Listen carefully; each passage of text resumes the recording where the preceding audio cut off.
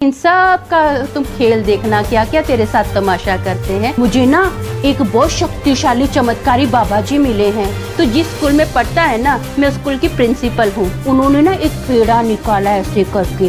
वाह क्या दिन है, लगता है जरूर कुछ हुआ है। तेरे पीछे मैंने काला साया देखा घना। देख आज तेरी कैसे वाट लगाती हूँ मैं। तू इन सब चीजों में विश्वास नहीं करती ना, क्यों ना उस बाबा का भांडा फोड़ा जाए। तेरे नाम की ना गुड़िया एक कब्रिस्तान में दफनाई गई है। मैं तो खतरों की खिलाड़ी हूँ। हाय अब क्या होगा बाबा जी? क्या हुआ? काला साया देख लिया? तेरा भांडा तो साफ हुआ बेटा, ले तू मजे। अलमिल्ला जलमिल्ला शर्मिल्ला डरमिल्ला।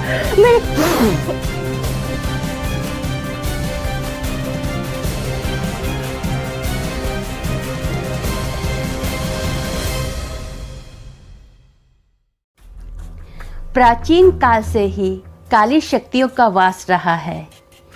उस समय कुछ ऐसा था कि ये सब कुछ खुले आम होता था। आज के समय में गुप्त है पर लुप्त नहीं।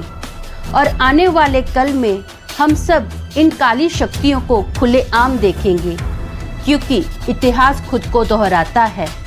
जिस तरह एलोपैथिक दवाइयों का साइड इफेक्ट होता है, उससे भी कई गुना बुरा साइड इफेक्ट काला जादू करने वालों का होता है। ऐसे काले कामों में हाथ डालने वाले काली शक्तियों से परिचित होते हैं, पर इसके द्वार में घुसने से पहले कर्मा की बड़ी तख्तियों को देखकर भी अनदेखा किया जाता है और भविष्य में होने वाले फलों को देखकर हैरान हो जाते हैं कि ये क्या हो गया। एक सादा आदमी होना कोई आम बात नहीं। हेलो दोस्तों, मेरा नाम अमन है। मैं आप सभी का मेरे YouTube चैनल 50-50 ब्लॉग में स्वागत करती हूँ। उम्मीद करती हूँ कि आप सभी अच्छे और स्वस्थ होंगे। आप मेरे चैनल को सब्सक्राइब कीजिए, लाइक कीजिए, शेयर कीजिए, कमेंट कीजिए और हाँ, बेल आइकन को दबाना मत भूलना, ताकि आपको मेरे आने वाले वीडियो के नोटिफिकेशंस मिलते रहें। दोस्तों, मैं जब ETT का कोर्स करती थी ना, तो मेरी एक क्लासमेट थी। वो मेरी बहुत अच्छी फ्रेंड थी। वो शादीशुदा थी। उसकी शादी बहुत बड़े घर में हुई थी। उसका जो पति था ना, बहुत बड़ा बिजनेसमैन था। अचानक ही क्या हुआ, उसके पति का जो बिजनेस था ना, एकदम लॉस में जाने लग गया। इतनी बुरी हालत हो गई थी उन लोगों की कि उनको तो घर बेचने की नौबत भी आ गई थी। बहुत बुरा हाल था। तो मेरी फ्रेंड ने क्या किया, वो ना बाबाओं के चक्रों में पड़ गई। इस बाबा के पास जा, उस बाबा के पास जा, बहुत सारे बाबाओं के पास जाती थी। लेकिन उसको कभी भी कोई भी उपाय जो था ना, काम नहीं आया। हर उपाय में उसका कुछ ना कुछ और घाटा ही होता गया। बल्कि उसके तो कितने सारे जो पैसे थे वो भी वेस्ट हो गए। एक दिन मेरी फ्रेंड मेरे पास आई और उसने बोला, मुझे ना एक बहुत शक्तिशाली चमत्कारी बाबा जी मिले हैं। मैंने बोला, हैं क्या बोल रही है? बोले हाँ, बोले बहुत बोले शक्तिशाली हैं। मैं कल उनके पास गई थी। बोले उन्होंने मेरे को बोला कि तेरा जो ये जो जादू है ना, मैं वो तेरे ऊपर से जादू खत्म कर दूंगा, लेकिन तेरे को एक बड़ी अमाउंट देनी पड़ेगी। वो अमाउंट मैं आपको यहाँ पर नहीं बता सकती हूँ, लेकिन उसने बोला, बाबा जी ने बोला है तुझे 6 बार ना इन विधियों को करना होगा, इसलिए ये पैसा ज्यादा खर्चा हो रहा है। जो बाबा जी थे ना, उन्होंने मेरे सर में ऐसे पीछे हाथ डाला। अभी मैं आपको पीछे तो पूरा हाथ डाल के नहीं दिखा सकती, साइड से करके बताती हूँ। बाबा जी ने ऐसे पीछे हाथ डाला मेरे सर में और ऐसा ऐसा ऐसा किया मेरे सर को, और उन्होंने ना एक पेड़ा निकाला ऐसे करके मेरे सर में से। वो पीले कलर का पेड़ा था, उस पर पिस्ता भी था और उस पर ना कंकुर था। तो बोले मैं तो देख के बाप रे बहुत डर गई थी। मैंने बोला ये क्या? बोले बाबा जी ने बोला कि ये जो पेड़ा है ना, तुझे किसी ने खिलाया है, इसीलिए तेरा काम जो है ना, तेरे पति का काम ठप हो गया है। बोले मैंने तो उनको कुछ बोला भी नहीं था, उन्होंने खुद ही मेरे को बताया कि तेरे पति का ये जो काम है ना, ठप हो गया है। बोले बहुत चमत्कारी बाबा जी है, उन्होंने तो बहुत सारी सिद्धियां प्राप्त की हुई हैं। तो मैंने उसको बोला, तू क्या बोल रही है? ये जो काला फाला जादू तू बोल रही है ना, तुझे पता है इसका असर क्या होता है? जो करता है और जिसके ऊपर ये होता है, दोनों की ना वाट लग जाती है, हालत खराब हो जाती है। तो इन सब चीजों में मत पड़। तो बोली नहीं नहीं नहीं, बोले देखना मेरे पति का कितना बुरा हाल है, किसी ने हमारे ऊपर किया है, अब उसका असर खत्म तो करना है ना, तो मेरे को ये करवाना ही पड़ेगा। मेरे पति के काम की, मेरी लाइफ की, मेरे पति के लाइफ की, पूरी जिंदगी, हम दोनों की जिंदगी का ये सवाल है, ये तो हमको करवाना ही पड़ेगा। बोले तू भी उस बाबा जी के पास चल, मैं तेरे को बाबा जी से मिलाती हूँ, तू खुद देख के समझ जाएगी कि बाबा जी बहुत चमत्कारी हैं। तो अब आपको पता है कि मेरा तो जासूसी दिमाग है, तो मैंने सोचा कि क्यों ना उस बाबा का भांडा फोड़ा जाए। तो मैंने बोला हाँ ठीक है चलेंगे। तो बोले चलेंगे क्या? बोले जैसे ये अपना कॉलेज खत्म होगा तब हम लोग चलेंगे, बाबा जी के पास तो बहुत सारे लोग आते हैं। मैंने तो कल ही बाबा जी से पहले से ही बोल दिया था, मुझे इतना अपना कॉलेज के बाद का टाइम दे दो, मैं आपसे मिलने आऊँगी। तो बाबा जी ने बोला ठीक है बेटा आ जाना, बोले तू भी मेरे साथ चलना। मैंने बोला हाँ चल चल चल। तो मैंने मन में सोचा बेटा तू जो इसको मतलब मेरी फ्रेंड को बेवकूफ़ बना रहा है ना, देख आज तेरी कैसे वाट लगाती हूँ मैं। तू जिस स्कूल में पढ़ता है ना, मैं उस स्कूल की प्रिंसिपल हूँ, देख तेरे को कैसे मज़ा सिखाती हूँ, मैं मन में सोच रही थी।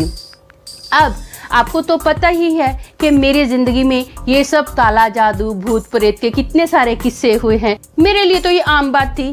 आप तो जानते ही हो कि मैं तो खतरों की खिलाड़ी हूँ। मेरे लिए तो ये कोई खास बात नहीं थी, फट से यूँ चुटकियों में पकड़ सकती थी सामने वाले का सच और झूठ। अब हम लोग वो बाबा के पास गए। जैसे मैं उस बाबा के पास गई ना, तो हमको रूम में बिठाया गया, क्योंकि वहाँ पर ना ऑलरेडी 2 बंदे उसके पास थे, और वो ना कुछ उन बंदों के ऊपर कुछ तंत्र मंत्र करके पाठ पूजा कर रहा था, उसमें पढ़ रहा था। और वो बार बार ना मेरे को ऐसे घूर घूर के देख रहा था, ऐसे करके तंत्र मंत्र पढ़ते पढ़ते। तो मैंने कोई रिएक्ट नहीं किया। मैंने सोचा बेटा नॉर्मल ही रहना, हाँ पहले इन सब का तुम खेल देखना, क्या क्या तेरे साथ तमाशा करते हैं, बाद में जब तुझे लगे कुछ सही है तभी तू बात करना, अपना मुंह अभी फिलहाल बंद ही रखना। तो मेरा मुंह बंद ही था। तो मेरी फ्रेंड बोली देखा सुना? मैंने बोला क्या सुना? तो बोले देखा बाबा जी ने वो शब्द बोला ना अलमजीलो। मैंने बोला अलमजीलो ये क्या है?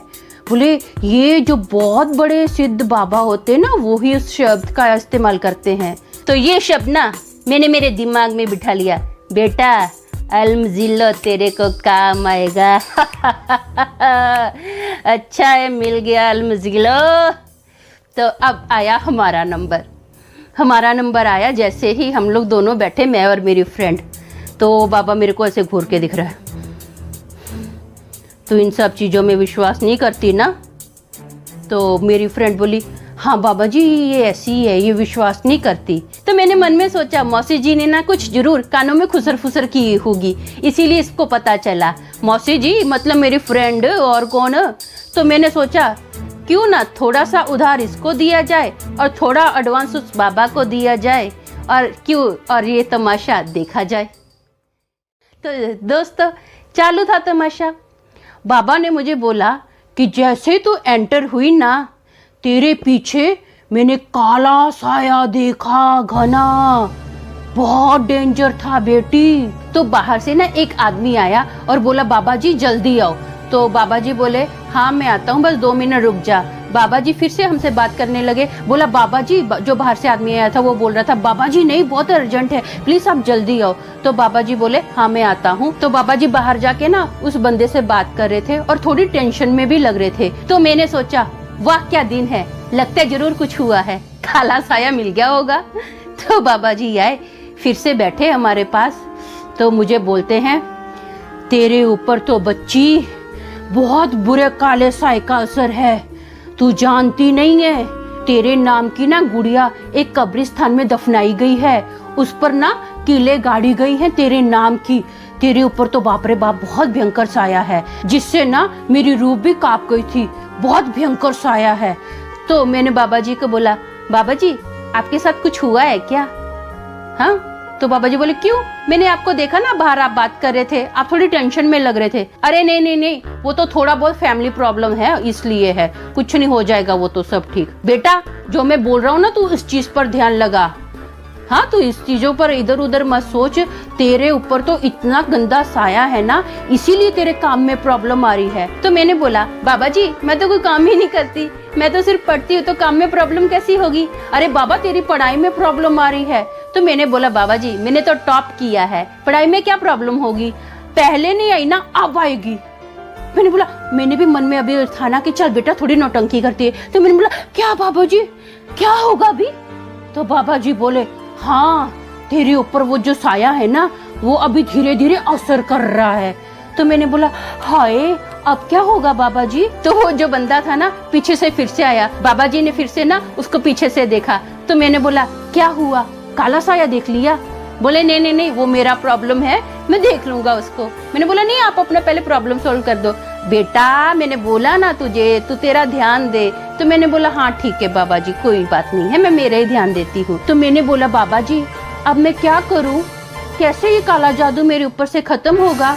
तो बाबा जी बोले मैं कुछ करता हूँ। बोले उन्होंने ना थोड़ा टाइम अपने आंखें बंद की, ऐसा ऐसा किया और फिर ऐसा हाथ बढ़ाया, ऐसा किया और अपनी वाइफ को बोलता है आटा लेकर आ। उसकी वाइफ आटा लेकर आई, डब्बे में आटा था।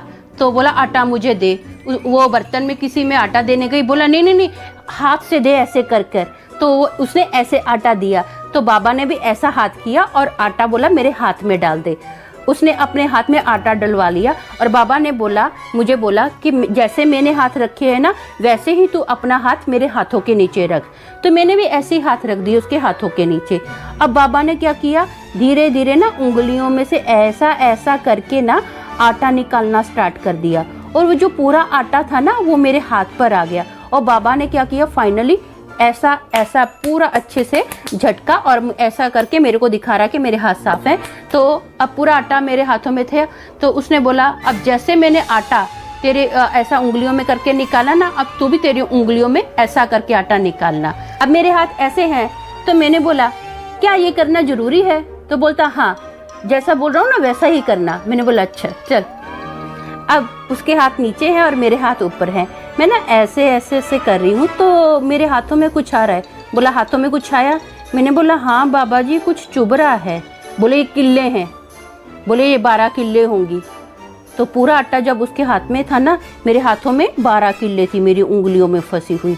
बोला तेरे नाम की 24 किल्ले गाड़ी गई हैं, ये तो सिर्फ 12 ही निकली हैं, अभी 12 और बाकी हैं, ये भी निकालनी ही पड़ेंगी।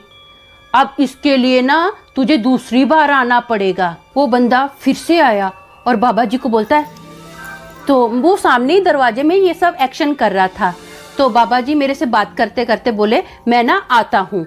अब मैंने बाहर से देखा वो दोनों दरवाजे के पास ही बाबा और वो जो बंदा बाहर से आया था दोनों आपस में बात कर रहे हैं। वो दोनों ना बहुत टेंशन में हैं। अब मैंने सोचा मन में वाह बेटा मजा आ गया, तेरी जो टेंशन है ना यही मेरे काम आएगी, यही समय है तेरी पोल खोलने का, अब आएगा मजा।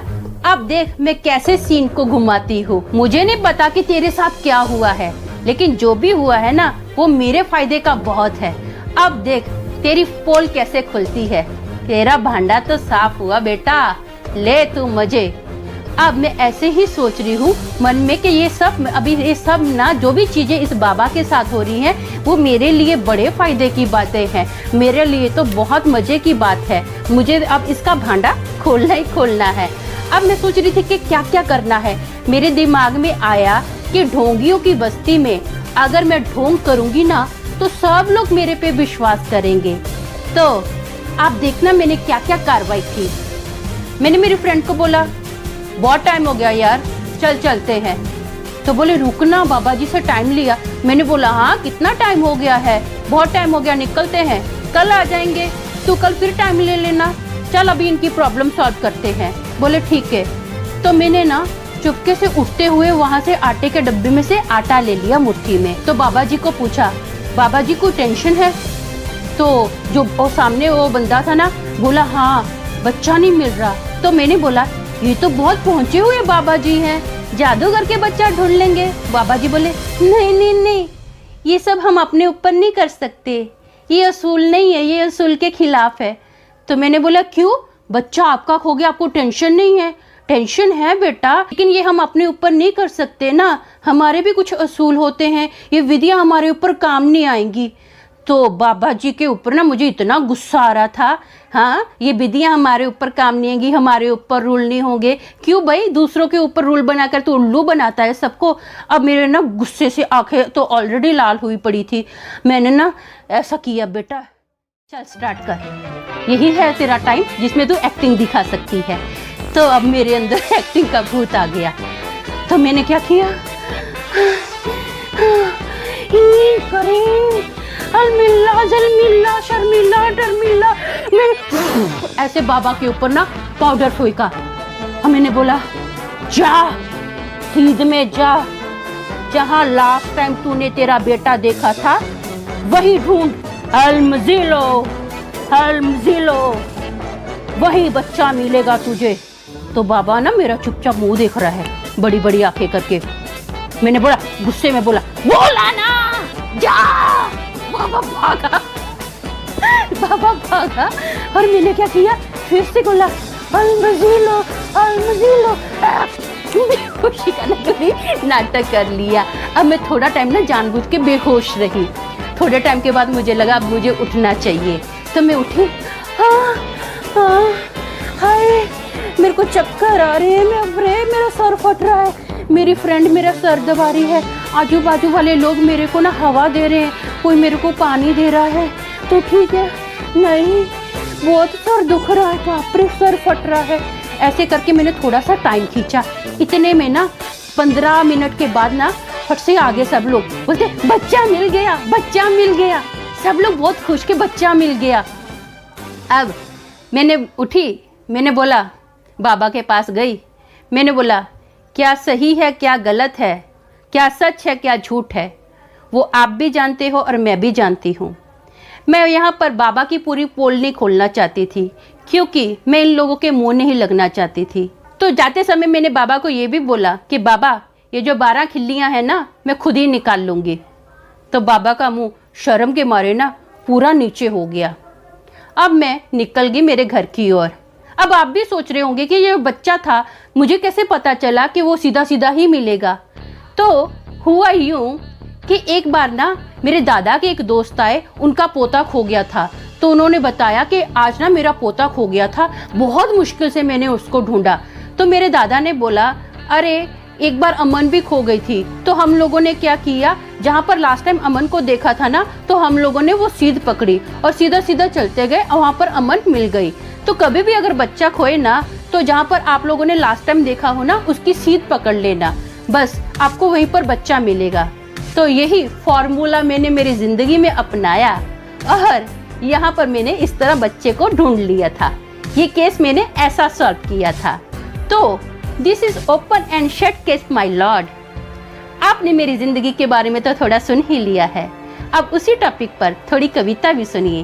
ये 50-50 ब्लॉग का स्टाइल है, थोड़ी जिंदगी थोड़ी कविता। ये खुमार ही है जो पता नहीं चलने देता हकीकत की तस्वीर। ये खुमार ही है जो पता नहीं चलने देता हकीकत की तस्वीर। जाग और उठ जा फकीर, जाग और उठ जा फकीर।